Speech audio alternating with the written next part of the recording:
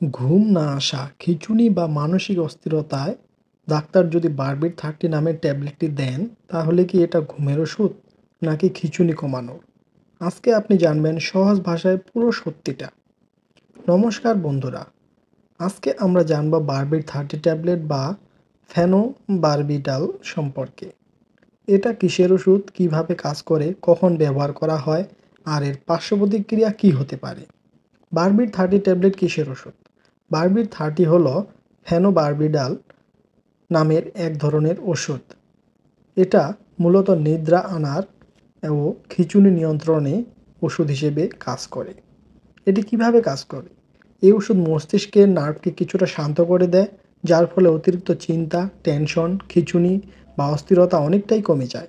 সহজভাবে বললে মস্তিষ্কের কার্যকলাপ ধীর করে দেয়, তাই রোগী শান্ত এবং ঘুম ভাব অনুভব করে। ডাক্তাররা কেন প্রেসক্রাইব করেন? চিকিৎসক সাধারণত এই ট্যাবলেটটি দেন নিচের সমস্যাগুলো, যেমন খিঁচুনি বা এপিলেপসির ক্ষেত্রে, ঘুম না আসা বা ইনসোমনিয়ার ক্ষেত্রে, মানসিক অস্থিরতা বা অতিরিক্ত নার্ভাসনেস থাকলে, কখনো কখনো অপারেশনের আগে রোগীকে শান্ত রাখতে এটি দেওয়া হয়। নবজাতকের খিঁচুনির ক্ষেত্রে বিশেষ চিকিৎসকের পরামর্শে দেওয়া হয়। কীভাবে ব্যবহার করবেন? সাধারণত দিনে একবার বা দুবার খেতে হয়, কিন্তু ডোজটা ডাক্তারের নির্ধারণ করে।